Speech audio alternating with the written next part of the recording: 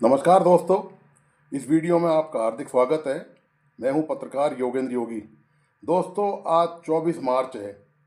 24 मार्च में एक जो महत्वपूर्ण खबर है, जिसके बारे में पूरे देश के मीडिया में, चाहे वो सोशल मीडिया हो, चाहे इलेक्ट्रॉनिक मीडिया हो और चाहे प्रिंट मीडिया हो, उसमें एक जानकारी गायब है। जानकारी दरअसल गायब यह है कि 23 मार्च को शहीद दिवस था। इसके बारे में पूरे देश के मीडिया में कहीं कोई जानकारी इस बात की नहीं है कि 23 मार्च को पूरे देश में कहीं ना कहीं शहीद दिवस मनाया गया या नहीं मनाया गया। और न केवल ये खबर मुख्य मीडिया से गायब है, बल्कि संपादकीय पेज जो हैं, जहाँ पर आर्टिकल होते हैं, लेख होते हैं, जहाँ पर अखबार की संपादकीय छपी होती है, वहाँ पर भी किसी प्रकार का कोई लेख देश के मुख्य मीडिया, खासतौर से प्रिंट मीडिया में कहीं कोई नहीं है। और ना ही इस मुद्दे को लेकर, शहीद दिवस को लेकर, देश के जो बड़े टीवी चैनल हैं उन्होंने कोई बहस मुबाहिसा कोई आयोजित किया। तो ये दोस्तों मुद्दा है दरअसल भगत सिंह की शहादत को लेकर कि 23 मार्च को भगत सिंह, सुखदेव और राजगुरु को लाहौर जेल में फांसी की सज़ा हुई थी। मुकर्रर तो 24 तारीख थी, पर अंग्रेज डर गए थे, इसलिए 23 तारीख की रात को ही उनको फांसी दी गई थी। तो तब जब फांसी जब दी जा रही थी भगत सिंह को, तब उन्होंने एक शेर कहा था, दिल से निकलेगी न मरकर भी वतन की उल्फत, मेरी मिट्टी से भी खुशबुए वतन आएगी। लाहौर में अपने जीवन की अंतिम यात्रा में अपने दोनों साथियों सुखदेव एवं राजगुरु के साथ फांसीगर की ओर जाते हुए सरदार भगत सिंह ने यही गीत गाया था। अंग्रेज़ों ने लाहौर में 23 साल की उम्र में 23 मार्च 1931 को भगत सिंह और उनके साथियों राजगुरु और सुखदेव के साथ उन्हें फांसी के फंदे पर चढ़ा दिया था। उन पर ब्रितानी सरकार के खिलाफ षड्यंत्र करने और अंग्रेज पुलिस अधिकारी जॉन पी सैंडर्स की कथित तौर पर हत्या करने का मुकदमा चलाने के बाद यह सजा दी गई।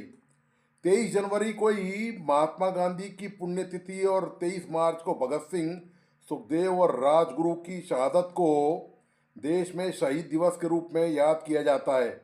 महात्मा गांधी के लिए शहीद दिवस बाकायदा सरकारी स्तर पर मनाया जाता है, किंतु भगत सिंह के मामले में ऐसा नहीं है।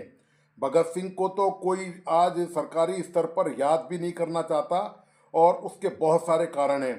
भगत सिंह के क्रांतिकारी विचारों, नास्तिकता, मार्क्सवादी झुकाव और सांप्रदायिकता विरोधी रुख के कारण भारतीय राजनीतिक दल उनसे डरते हैं, क्योंकि उनके आदर्श मौजूदा सत्ता संरचनाओं, वोट बैंक की राजनीति और धार्मिक विभाजनकारी एजेंडे के लिए खतरा हैं।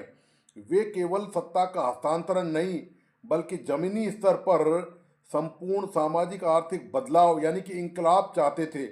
भगत सिंह का मानना था कि इंकलाब क्रांति का मतलब केवल अंग्रेजों को भगाना नहीं, बल्कि व्यवस्था में आमूल चूल परिवर्तन है, जिससे किसानों और मजदूरों को उनका हक मिले। यह बात आज के पूंजीवादी या कॉरपोरेट समर्थक राजनीतिक ढांचों के लिए चुनौतीपूर्ण है। राजनीतिक दल अक्सर भगत सिंह की देशभक्ति का महिमा मंडन तो करते हैं, लेकिन उनके विचारों, समाजवाद, नास्तिकता और समानता को अपनाने से बचते हैं, क्योंकि वो मौजूदा सेटिंग को बिगाड़ सकते हैं। यही वजह है कि साल 2022 में कर्नाटक की भाजपा सरकार ने स्कूलों की किताबों से भगत सिंह से जुड़ा पाठ हटा दिया था। वैसे भी ज़्यादातर स्कूल की किताबों में या तो भगत सिंह और उनके साथियों के बारे में कुछ पढ़ाया नहीं जाता, यदि बताया भी जाता है तो उनके जो मूल सिद्धांत हैं उनको गायब कर दिया जाता है। शहीद ए आजम भगत सिंह ने 27 सितंबर 1931 को जेल में रहते हुए एक लेख लिखा था। लेख का शीर्षक था, मैं नास्तिक क्यों हूँ। इस लेख को लाहौर के जाने माने अखबार द पीपल ने प्रकाशित किया था। इस लेख में भगत सिंह ने ईश्वर के अस्तित्व पर अनेक तर्कपूर्ण सवाल खड़े किए थे।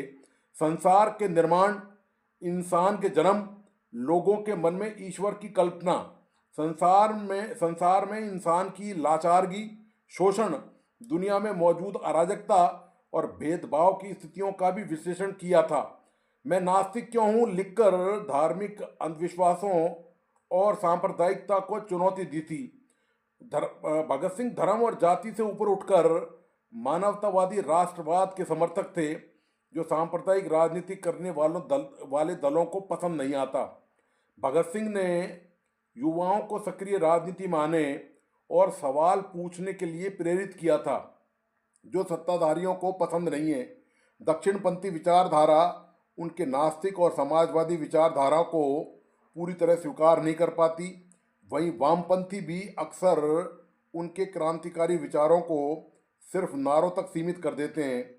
भगत सिंह का उद्घोषणा पत्र, जिसे क्रांति की गूंज के नाम से भी जाना जाता है, मुख्य रूप से हिंदुस्तान सोशलिस्ट रिपब्लिकन एसोसिएशन के 1929 के मैनिफेस्टो और उनके क्रांतिकारी लेखों में निहित है। इंकलाब जिंदाबाद का नारा बुलंद करता है। यह घोषणा पत्र 1929 में कांग्रेस के लाहौर अधिवेशन के दौरान वितरित किया गया था, जिसका उद्देश्य महात्मा गांधी की अहिंसक नीति के बजाय क्रांतिकारी संघर्ष को सही ठहराना था। इसका उद्देश्य देश में समाजवादी क्रांति द्वारा अंग्रेजों को बाहर निकालना, शोषण मुक्त समाज स्थापित करना और युवाओं को राष्ट्र की आज़ादी के लिए आत्म बलिदान हेतु प्रेरित करना था। घोषणा पत्र में कहा गया था कि क्रांति का मतलब केवल बंदूकें और बम नहीं, बल्कि समाज की दमनकारी व्यवस्था को पूरी तरह से उखाड़ना, फेंकना है। देश में ऐसी व्यवस्था बनाना जहां मेहनतकश और आम जनता का राज हो, न कि अमीरों का। देश की आज़ादी के लिए युवाओं से निस्वार्थ सेवा, त्याग और बलिदान का आग्रह किया गया, जो आज की तारीख में कहीं दूर दूर तक शायद ही नजर आती है। और कहा कि क्रांतिकारी को निर्दलीय आलोचना और स्वतंत्र चिंतन करना चाहिए। यदि ऐसा चिंतन और ऐसी क्रांतिकारी बात आज कोई करता है तो सरकारें उनको जेल में उठा के डाल देती हैं। ऐसे देश में बहुत सारे मामले हो चुके हैं। और इस घोषणा पत्र में प्रमुख उद्योगों के राष्ट्रीयकरण और किसानों मजदूरों के शासन की बात की थी, जो केवल नेता दावा करते हैं कि उनकी पार्टी किसानों की और मजदूरों की है, लेकिन हकीकत में पूंजीपतियों का समर्थन करती है और उन्हीं की जो नीतियां हैं उन पर अमल ज़्यादा करती है। 23 मार्च 1931 को भगत सिंह, राजगुरु और सुखदेव को लाहौर में फांसी के अगले दिन यानी कि 24 मार्च को दिल्ली में पंडित जवाहरलाल नेहरू ने कहा था कि उनके आखिरी दिनों के बीच मैं बिल्कुल चुप ही रहा, ताकि मेरा एक भी शब्द सजा को घटाने के आसार को नुकसान नहीं पहुंचा सके। मैं चुप रहा, लेकिन मेरा दिल खोलता रहा। अब सब कुछ खत्म हो गया है। जवाहरलाल नेहरू ने इसी भाषण में आगे कहा था, जहां तक यह सवाल है कि भगत सिंह के लिए कांग्रेस ने क्या किया और हम भगत सिंह की कितनी इज्जत करते हैं, तो आपको मालूम ही होगा कि इसकी हद दर्ज अजद घोषित की गई। यह लोग सजा से इन लोगों को सजा से माफ़ कर दिया जाए, चाहे जन्म भर कैद में रखा जाए, लेकिन कोई सुनवाई नहीं हुई। मेरे दिल में भगत सिंह के लिए जो इज्जत है वह आपसे किसी से कम नहीं है।